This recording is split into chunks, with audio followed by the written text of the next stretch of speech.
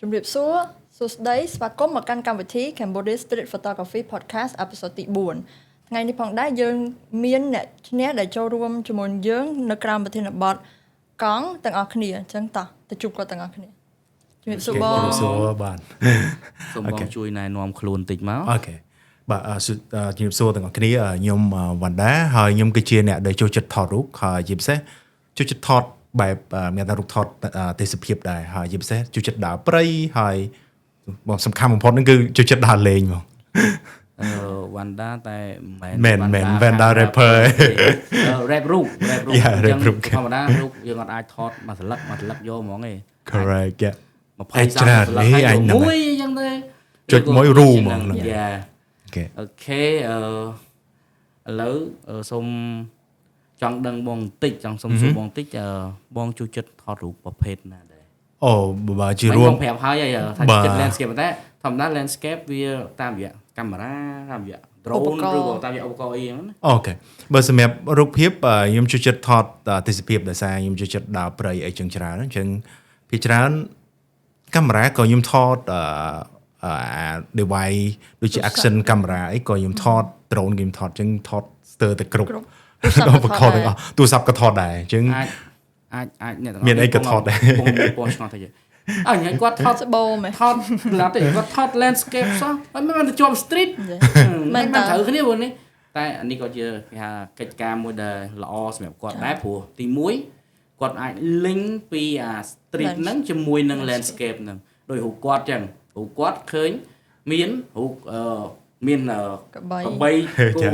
ច្រើនហើយចាំក្មេងជីកង់ហ្នឹងនៅកណ្ដាលមួយទៀតអញ្ចឹងចាំមានថាអាកបីគោហ្នឹងវាទៅជា landscape មួយហើយគាត់មាន add បញ្ចូល street មួយទៀតហើយ street ហ្នឹងមិន street ធម្មតាទៀត street នោះលើលំទៀតលើទៀតវាថាលើវាស្រែទៀតបាទនៅតាមស្រែអញ្ចឹងដើម្បីកាន់តែច្បាស់យើងអាចទៅជួបជាមួយនឹង admin នៃការបកស្រាយទាំងអស់គ្នា Hi, hello everybody. Today or tonight we're gonna talk about the winning photo in our team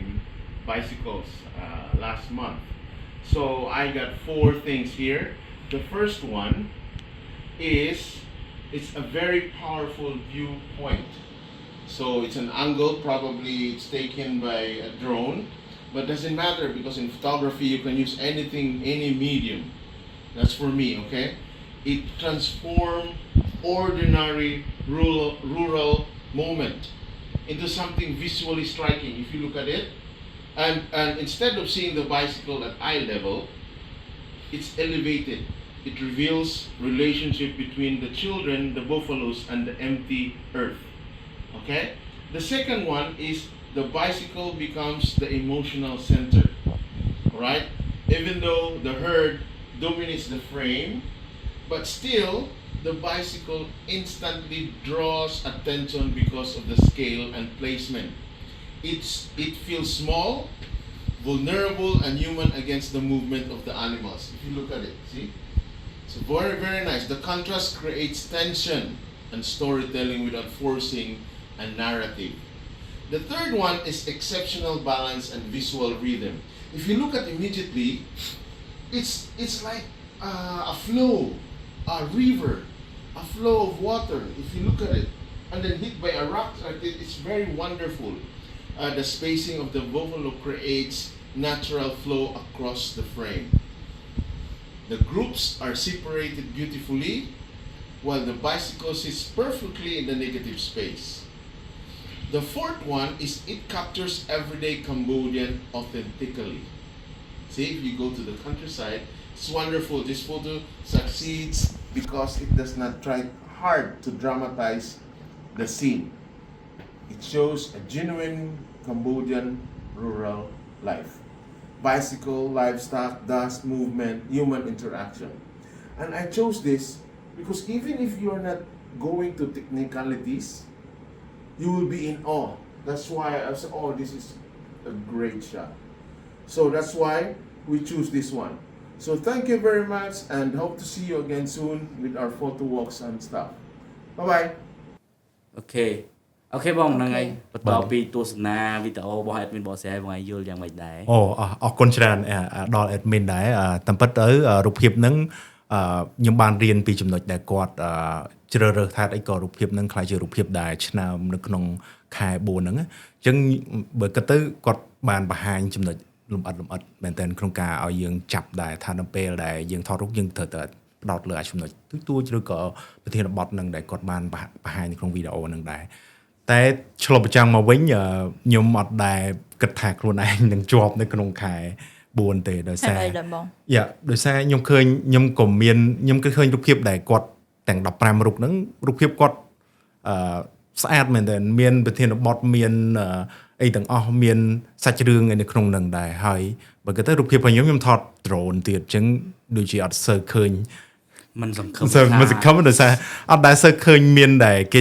រូបភាពឆ្នាំកន្លងមកដូចអត់សូវឃើញមាន drone shot ដែលត្រូវបានជ្រើសរើសអញ្ចឹងខ្ញុំគាត់ចែកម្លែកពីរូបភាពដែលខ្ញុំបានផលិតហ្នឹងនៅទីតាំងដែលខ្ញុំរស់នៅចិត្តស្រុកខ្ញុំដែរអញ្ចឹងទៅអញ្ចឹងតែចុងក្រោយរូបភាពក៏ត្រូវបានខាង admin គាត់ជ្រើសរើសអរគុណច្រើនក្នុងការជ្រើសរើសចឹងចង់ដឹងបន្តិចដែរបងថាទីតាំងនៅតែអាចដឹងថាទីតាំងដែលបងថតនោះនៅទីតាំងណាដែរមិញខ្ញុំបានលើកឡើងថាខ្ញុំថតនៅស្រុកខ្ញុំអញ្ចឹងខ្ញុំស្រុកកណ្ដាលខ្ញុំនៅកំពង់ធំហើយការដើមឆ្នាំហ្នឹងការដើមឆ្នាំដូចពាក់កណ្ដាលឆ្នាំនៅក្នុងខែ2025ខ្ញុំបានទៅលេងស្រុកហើយដូចជាខែ3ខែ4នឹងដែរទេពេលហ្នឹងវាទៅ2025 អញ្ចឹងរូបភាពហ្នឹងគឺខ្ញុំផលិតហ្នឹងដោយសារខ្ញុំទៅលេងកន្លែងហាងមិត្តភ័ក្តិរបស់ខ្ញុំអញ្ចឹងទៅហើយចៃដន្យនៅក្នុងស្រុកដែលសង្កាត់ដែលខ្ញុំនៅកាសង្កាត់សៀវហ្នឹងខ្ញុំទៅកន្លែងហ្នឹងហើយខ្ញុំទៅចុង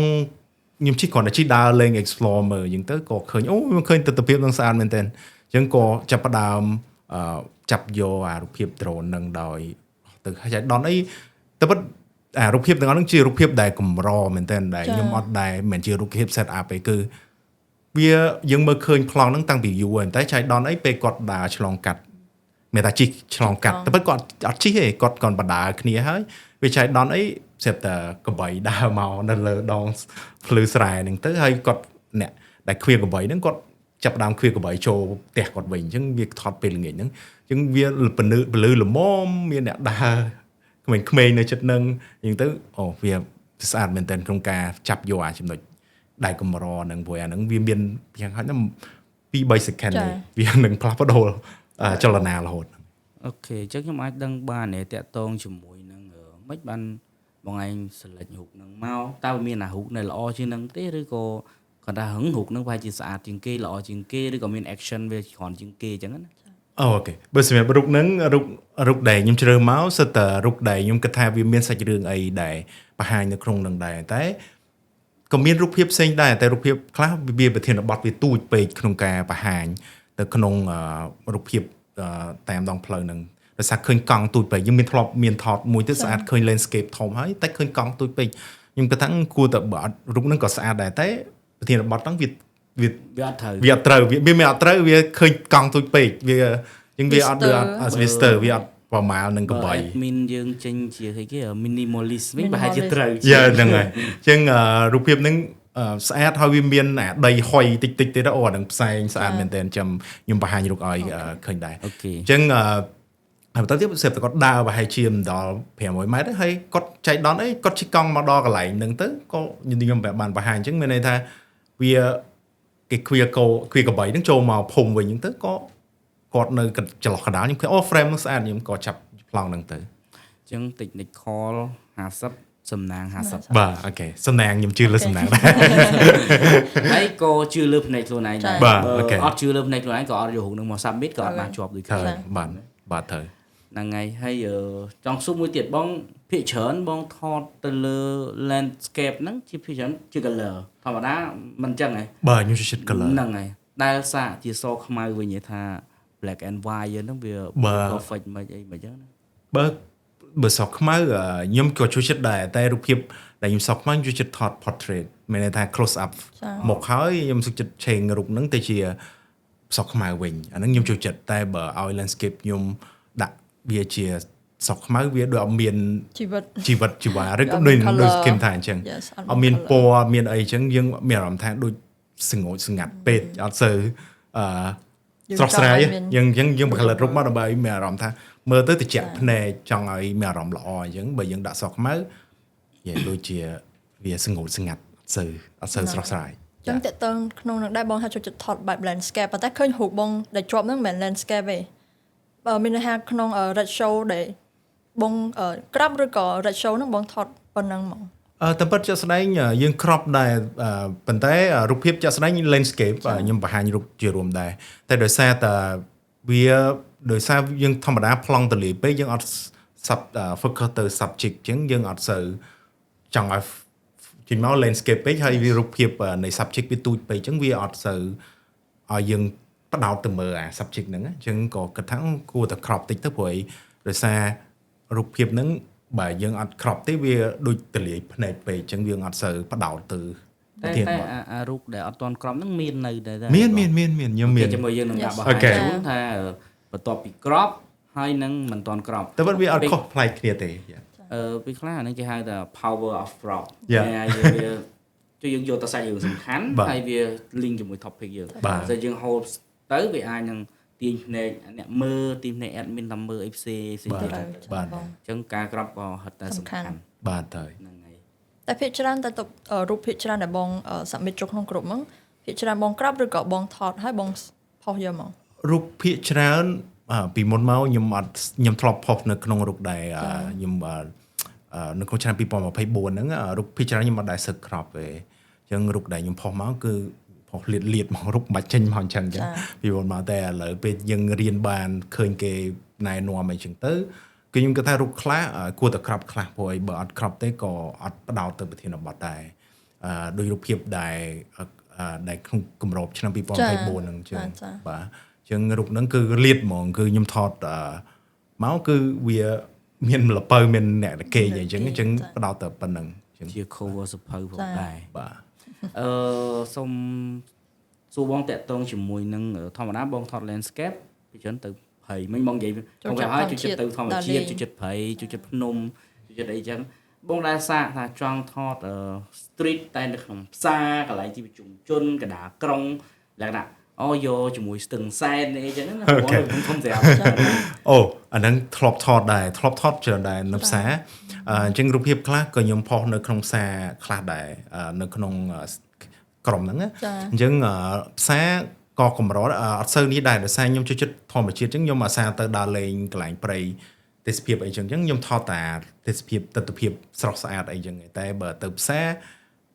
មួយខែអាចម្ដងពេលខ្លះអាច2ខែម្ដងអីទេអញ្ចឹងតែខ្ញុំចូលចិត្តទិដ្ឋភាពដែលគេថាជីវភាពប្រជាជនដែលរស់នៅតាមផ្សារដែលលក់របរបន្លែប្លុកអីទាំងអស់ហ្នឹងអញ្ចឹងទៅអញ្ចឹងទិដ្ឋភាពនោះវាកម្រមែនទែនក៏ដែលយើងផលិតហើយយើងអត់ដឹងថានៅក្នុងឆ្នាំទៅមុខទៀតវានឹងមានការកែប្រែកម្រិតណាដោយសារពេលខ្លះផ្សារពេលខ្លះគឺមានការផ្លាស់ប្ដូរទៅអីទៅនៅកន្លែងផ្សេងឬក៏អីចឹងទៅអញ្ចឹងអាទិដ្ឋភាពដែលនៅតាមផ្សារតាមស្រុកភូមិអីតាមអីរីរងតិចហ្នឹងអាហ្នឹងគឺមានន័យមែនតើយើងថតហើយជាអនុស្សាវរីយ៍ឬក៏ជាការចងចាំផុសយើងដែរអញ្ចឹងសួរបកទៅវិញតិចតាក់ទងជាមួយនឹងបងនិយាយមិញថានៅក្នុងផ្សារជួយចិត្តថតមានបន្លែមានប្លុកអញ្ចឹងបានជាប់ជា cover ឥឡូវសូមបងបកស្រាយបន្តិចតាក់ទងជាមួយនឹងរូបដែលជាប់ក្នុងសភៅឆ្នាំ2024អូខេហើយចង់ដឹងថាបងថតនៅណាទីតាំងនៅណាហើយថតស្មានណាដែរហើយមិនបានមកឲ្យថតបែបហ្នឹងអញ្ចឹងណាព្រោះថាបងចូលចិត្តថតបែប landscape នៅក្នុងព្រៃនៅតាមទឹកធ្លាក់អីអញ្ចឹងទៅតែស្រាប់ដល់ពេលចូលផ្សារបុកឡើង cover វឹកពេលខ្លាំងដែរមិនថាធម្មតា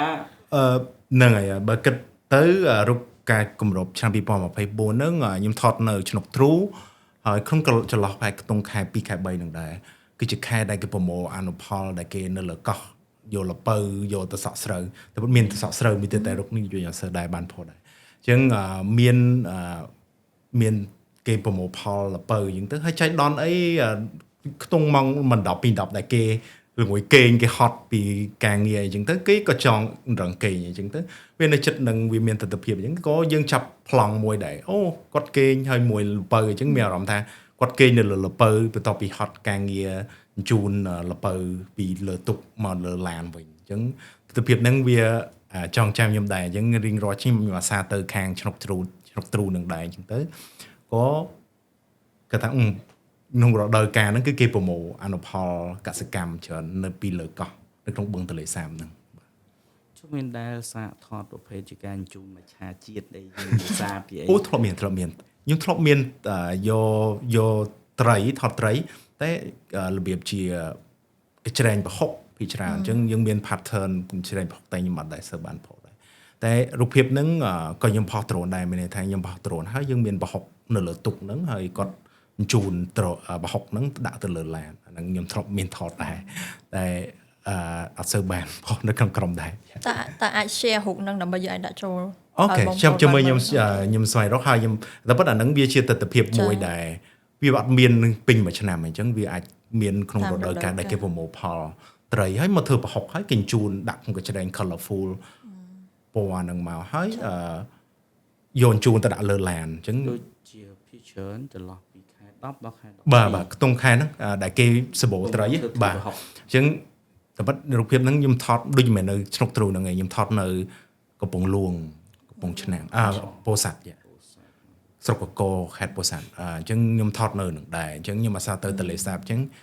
រូបភាពពីច្រើនមានទន្លេសាបមានឃើញទស្សនវិជ្ជាប្រជាជនរស់នៅតាមដងទន្លេសាបដែរអញ្ចឹងចង់សុបកទៅដើមកំណើតនៅក្នុងការចូលចិត្តថតរូបនឹងបន្តិច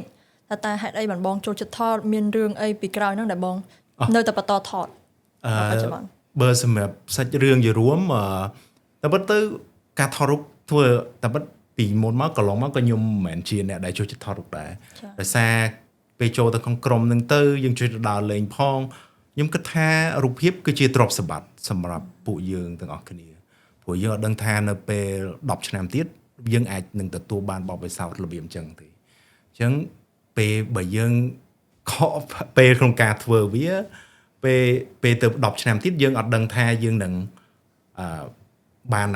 អាគេថាទស្សនវិជ្ជារបៀបអញ្ចឹងអញ្ចឹងយើងធ្វើវាទៅហើយយើងចាប់ផ្ដើមផលិតប្រមូលព័ត៌មានទាំងអស់ហ្នឹងទៅដោយសារខ្ញុំមានគោលដៅរួមមួយដែរក្នុងការផលិតអានឹងមកទោះបីជាខ្ញុំមិនជាគេហៅថាអ្នកថតអាជីពទេប៉ុន្តែវាជាអីដែលយើងចូលចិត្តអញ្ចឹងពេលយើងធ្វើហើយយើងអត់នេះយើងប្រមូលអានឹងជាឯកសារសម្រាប់ឲ្យកូនចៅជំនាន់ក្រោយសម្រាប់យើងឬក៏ទៅពេលខាងមុខទេរូបភាពហ្នឹងត្រូវបានប្រើប្រាស់អីដែរបាទតាមបងបកស្រាយមកមួយយ៉ាងនេះចង់ដឹងថាបងចូលទៅក្នុងក្រុម Cambodia Street យើងនេះរយៈពេលមួយឆ្នាំហើយចូលតាំងពីពេលណាមកដែរបាទបើសម្រាប់ខ្ញុំវិញខ្ញុំចូលយូរដែរហើយប្រហែលជាតាំង2018អញ្ចឹងខ្ញុំតាមខ្ញុំមើលបាទតែចាប់តារាងថ្មីហើយខ្ញុំចូលអញ្ចឹងយើងឃើញរៀនបានច្រើនពីក្រុមសមាជិកក្រុមដែលផុសរូបទៅលើទស្សនវិជ្ជាផ្សេងៗនៅរូបភាពតាមដងផ្លូវហ្នឹងអញ្ចឹងក៏ទៅយើងរៀនពីទាំងអស់គ្នាដែរបាទអញ្ចឹងមានចំណាយពេលរៀន2019ចោះយើងថា19ចោះយ៉ាយើងថា19ហើយរហូតមកដល់24បាទយើងយូរដែរ24ដែលបងបញ្ចេញស្នាដៃមួយដែលជាប់អញ្ចឹងមានន័យថារយៈពេលរៀនឡើងសងំមកគេហៅសងំសំពឹសបាទពេលព្រោះចេញមកជាប់នៅ cover មួយកម្រងឆ្នាំ2026អាចនឹងយក cover មួយទៀតទេបងព្រោះថា25យើងបានស្លេចហើយបាទគេបើ2026យើងបើថាយើងអាចបានយើងនឹងព្យាយាមតាមអាចធ្វើទៅបានប្រធានបទតែបើខ្ញុំអូខេបើចង់បើខ្ញុំមានផែនការដែរបើខ្ញុំមានរូបភាពផលិតល្អដែលគេថា admin គាត់ជ្រើសរើសខ្ញុំគាត់ថាខ្ញុំគួរតែព្យាយាមតាមអលទ្ធភាពដោយប្រធានបទរៀងរាល់ខែយើងផ្សព្វពីរហូតយើងអត់ដឹងថារូបយើងត្រូវបាន admin ចូលចិត្តដល់កម្រិតណាអញ្ចឹងយើងព្យាយាម submit រូបភាពតាម challenge ដែលគាត់បានធ្វើរៀងរាល់ខែទៅអញ្ចឹងយើងដូចយើងរៀនបានហើយទៅពេលខ្លះរូបនឹងអត់ត្រូវបានជ្រើសរើសជា cover ឬក៏អ្នកផ្សេងជ្រើសរើសអានឹងវាជាគេហៅថាយើងបានប្រាប់តគ្នាទៅកាន់គេថារូបភាពរបស់យើងមានទស្សនវិជ្ជាច្រើនពីសក្តានុពលទេសចររបស់យើងដែរពីការរស់នៅរបស់ប្រជាជនយើងដែរអញ្ចឹងបាទមិញបងនិយាយថា admin ចូលចិត្តរូបតាម admin ចូលចិត្តរូបបាទជួយចឹងខ្ញុំសួរបងវិញថាបងជួយចិត្ត admin មួយណាវិញចង់និយាយថាបងមាន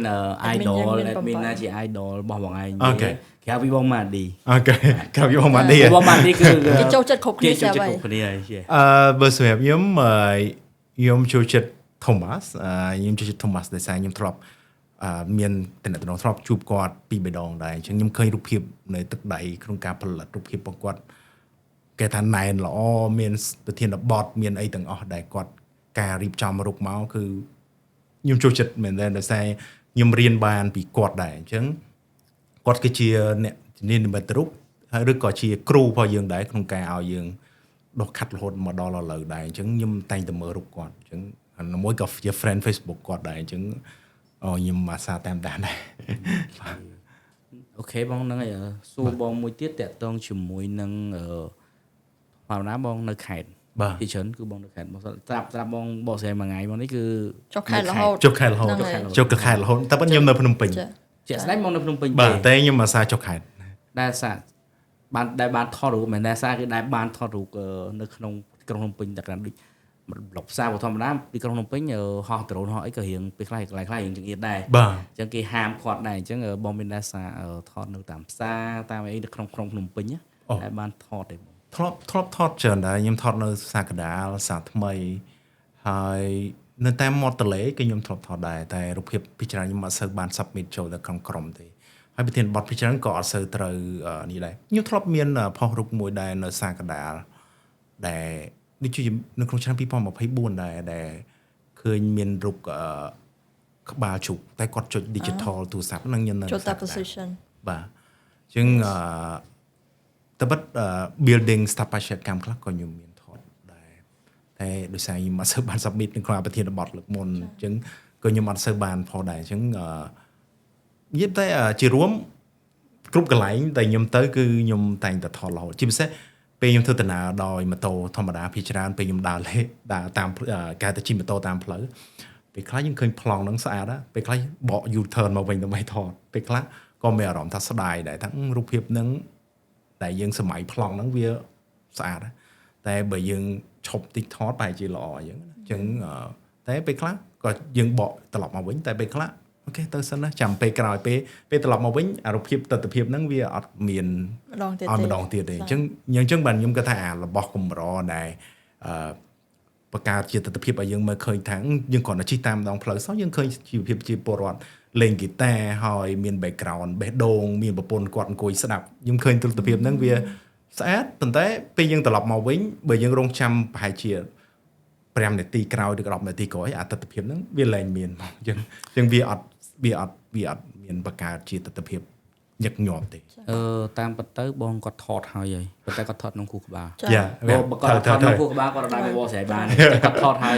តែគាត់ថាយកអត់បានផលិតចិញ្ចឹមទេអញ្ចឹងដូចខ្ញុំបញ្ជាក់ពីមុនមកដែរខ្ញុំធ្លាប់បាននិយាយដែរថាការថតมันប្រកាសថាយើងមានកាមេរ៉ា digital យើងប្រកាសថាយើងមានទូរស័ព្ទយើងអាចថតនៅក្នុងខួរក្បាលយើងបាទបន្ទាប់មកយើងនឹងថ្ងៃណាមួយយើងអាចនឹងជួបទស្សនភាពប្រហែលឬក៏អាចនឹងជួបទស្សនភាពនឹងម្ដងទៀតតើអញ្ចឹងការថតសំខាន់ណាស់ណា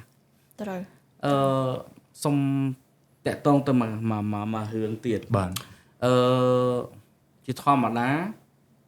បងចូលចិត្តថតបែប landscape បាទងាកមកខាង street ដែលធម្មតា landscape ទេសភាពអីចឹងព្រៃភ្នំអីវាធម្មតាយើងមិនចាំបាច់ទៅចាប់ set up ឬក៏យើងហ៊ូហើយយើងអាចបងវិញថតដងហើយបាទអូខេប៉ុន្តែបើជាក់ស្ដែងជាមួយនឹង street តើហ៊ូហើយបងមានថា challenge ថាមួយណាពិបាកជាងមួយណាស្រួលជាងអីហីបងបើសម្រាប់ខ្ញុំរូបភាពទាំងអស់វាអត់ស្រួលទាំងអស់ទេអញ្ចឹងរូបភាពសំបីតែរូបទស្សនភាព landscape ក៏ដោយពេលខ្លះយើងគិតថាយើងនឹងត្រឡប់ទៅបកទៅវិញតែទស្សនភាពហ្នឹងវាមិនមានរហូតទេវាទៅតាមពេលដែរពេលខ្លះយើងទៅពេលព្រឹកហ្នឹងយើងកំពឹងថាំងព្រឹកស្អែកយើងឡើងទៅលើហ្នឹងឃើញទស្សនភាពថ្ងៃរះស្អាតអត់ទេវាផ្លាស់ប្ដូររហូតដូចគ្នាតែគ្រាន់តែឱកាសក្នុងការផ្លាស់ប្ដូរនៃរូបភាពតាមដងផ្លូវវាលឿនជាងសម្រាប់ជាទស្សនភាព landscape ដោយសារ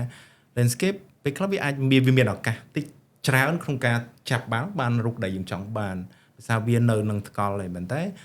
ឬក៏យើងបញ្ចូលស្ថាបធានបទខ្លួនឯងដោយយើង set up ខ្លួនឯងហ្នឹងណាប៉ុន្តែបើក្នុងករណីដែលយើងថតតាមដងផ្លូវវារៀងពិបាកត្រង់ថា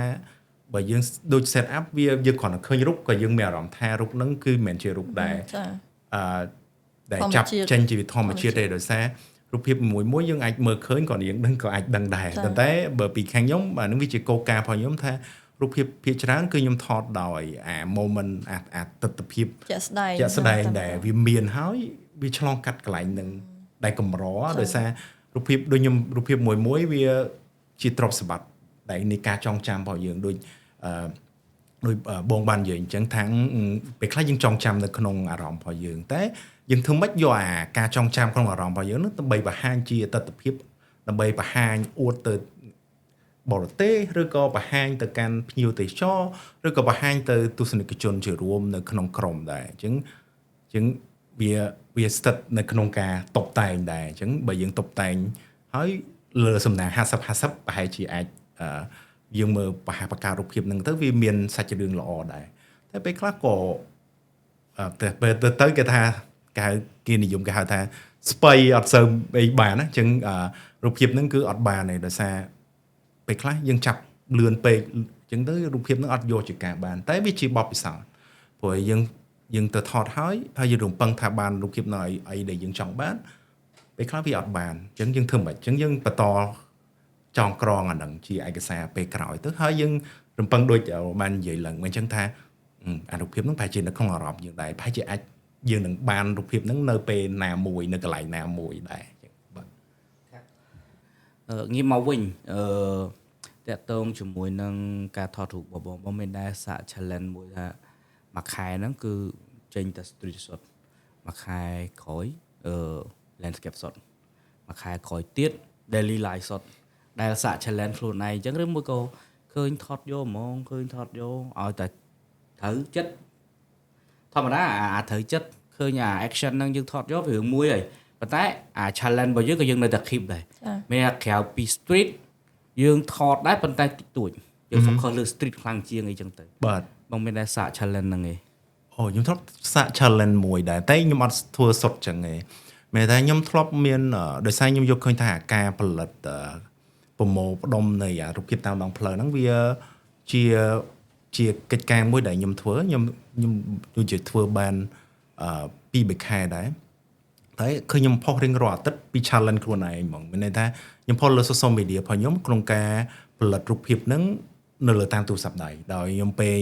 រៀងរាល់អាទិត្យគឺខ្ញុំផុសរូបភាពដែលខ្ញុំគាត់ថាខ្ញុំសម្រាំងខ្លួនឯងទៅលើរូបភាពតាមដងផ្លូវលើទំព័រ Facebook របស់ខ្ញុំអញ្ចឹងមិនទំព័រជា account Facebook ជារួមមកអញ្ចឹងខ្ញុំផុសមួយអាទិត្យហ្នឹងខ្ញុំមានប្រហែលទៅលើរូបភាពដងផ្លូវគឺខ្ញុំមាន10រូបគឺជារូបដែល perfect ដែលខ្ញុំគិតថាខ្ញុំយកមកផុសខ្លួនឯងតែក៏ខ្ញុំនៅតែផុស landscape ដែរទេខ្ញុំនៅតែថតរូប landscape ដែរទេតែខ្ញុំធ្វើរូបភាពតាមដងផ្លូវដោយសារខ្ញុំមានអារម្មណ៍ថាតែប៉ុន្តែបើយើងអត់ធ្វើអញ្ចឹងយើងនឹងរៀងបំបែកខ្លួនឯងគេថារៀនអីថ្មីហើយបង្កើតគេថាអាការថតរូបតាមដងផ្លូវហ្នឹងគឺជាអីដែលយើងជាកាតព្វកិច្ចរបស់យើងធ្វើរៀងរាល់សប្តាហ៍អញ្ចឹងរៀងរាល់អាទិត្យគឺខ្ញុំផុសអាទិត្យខ្ញុំផុសអញ្ចឹងមកយល់ថាមិនដែរចំពោះការដាក់ topic របស់ admin របស់យើងជាមួយនឹងឥឡូវយើងមាន2 category បាទចង់សួរពីចំណាប់អារម្មណ៍បងថាបងមានអារម្មណ៍មិនដែរនៅពេលដែលគេដាក់ topic ជាមួយនឹងមិនដាក់ topic តើមួយណាដែលបងគិតថាងាយស្រួលជាងសម្រាប់បងបើសម្រាប់ខ្ញុំដោយសារខ្ញុំយកឃើញថាការដាក់ប្រធានបទវាសំខាន់មែនទែនក្នុងការឲ្យគ្រប់គ្នាឆ្ពោះទៅកាន់អីដែលយើងចង់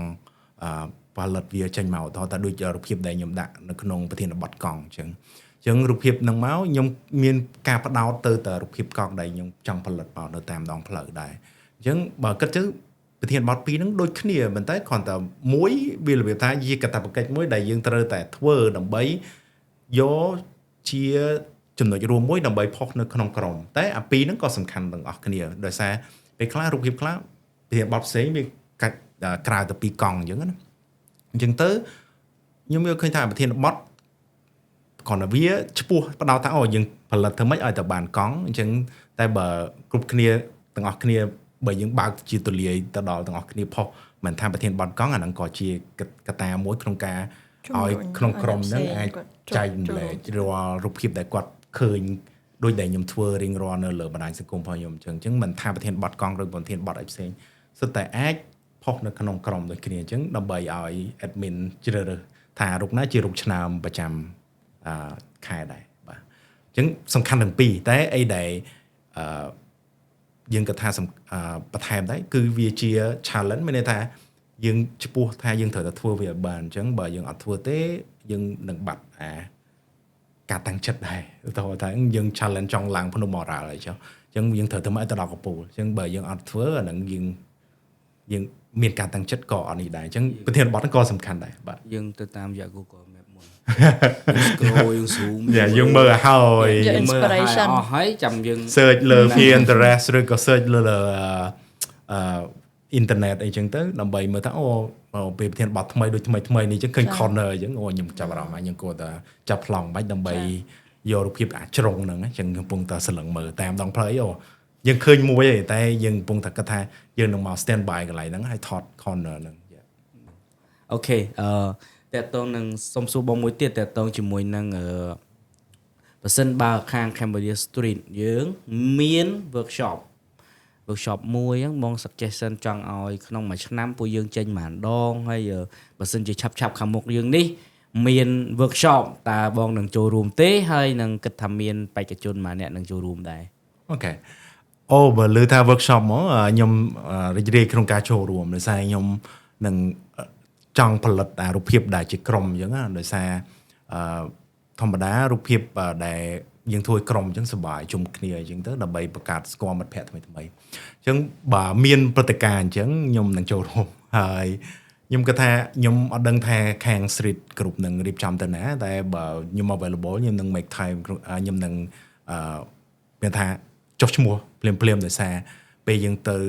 ឃើញអញ្ចឹងខ្ញុំផ្លាស់ប្ដូរមួយ admin អីចឹងទៅយើងបាន learn ពីខ្ញុំបានជួប Thomas អីចឹងឬក៏ជួបអ្នកផ្សេងទៀតដែលជានិមិត្តរូបរបស់ខ្ញុំអញ្ចឹងឬក៏អ្នកដែលឈ្នះជិលពីឆ្នាំចាស់អញ្ចឹងណាអញ្ចឹងយើងប្រកាសជារៀនពីចំណេះដឹងឬក៏បទពិសោធន៍របស់គាត់អញ្ចឹងបានផ្លាស់ប្ដូរបទពិសោធន៍បាទផ្លាស់ប្ដូរបទពិសោធន៍គ្នាជជែកគ្នាអញ្ចឹងទៅហើយខ្ញុំគិតថាប្រហែល 30-40 នាក់ that's okay នៅកន្លែងនៅម្ដុំភ្នំពេញក៏បានឬក៏កន្លែងដែលយើងគិតថាវាជារូបភាពដែលកម្រដូចជាទស្សនវិជ្ជាប្រជាជនរស់នៅតាមដងទន្លេមេគង្គឬក៏អីផ្សេងៗដែលខ្ញុំគិតថានឹងវាផ្ដល់បទពិសោធន៍មួយយ៉ាងដែរសម្រាប់អ្នកចូលរួមដូចគ្នាបាទពីច្រើនអ្នករស់នៅទីក្រុងបើតើអ្នកនៅក្នុងតំបន់มันក៏ដឹងថាជីវភាពរស់នៅនឹងបែបណាបាទអញ្ចឹងបើសិនយើងអាចនាំឬក៏ផ្លាស់ប្ដូរបរិយាកាសអ្នកចូលរួមនឹងអ្នកជាពិសេសអ្នកថតរូបជាក់ស្ដែងហ្នឹងគឺកាន់តែល្អទៀតអូខេពួកយើងនឹងគិតម្ដងទៀតថាតើយើងជ្រើសទីតាំងបែបណាឲ្យសមស្របជាមួយនឹងអ្នកថតទាំងអស់គ្នាអូខេអញ្ចឹងខ្ញុំចង់សួរបងមួយសំណួរតើទៅនឹង tip តើបងមាន tip អ្វីខ្លះសម្រាប់ចែកម្លែកទៅសមាជិកក្នុងក្រុមឬក៏មានចំណាប់អារម្មណ៍បែបម៉េចខ្លះអញ្ចឹងបាទសម្រាប់ខ្ញុំដូចជា tip អីខ្ញុំដូចជាមិនជាអ្នកជំនាញអីទេប៉ុន្តែអីដែលខ្ញុំមើលឃើញថារូបភាពខ្ញុំនៅតែនិយាយដដែលថារូបភាពដូចជាទ្រព្យសម្បត្តិនៃការចងចាំរបស់យើងអញ្ចឹងយើងដឹងថានៅពេលខាងមុខទៀត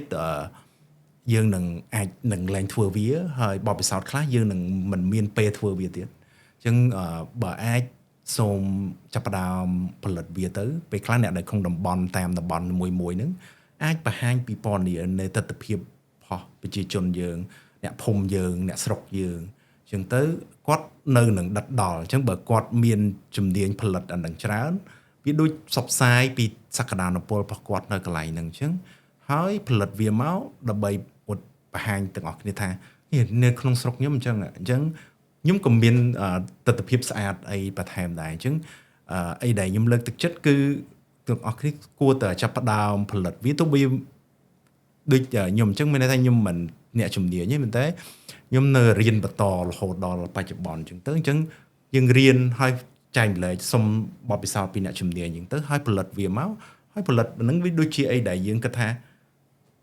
ជាអីដែលយើងចង់បង្ហាញសម្រាប់ស្រុកភូមិយើងតំបន់របស់យើងដើម្បីឲ្យ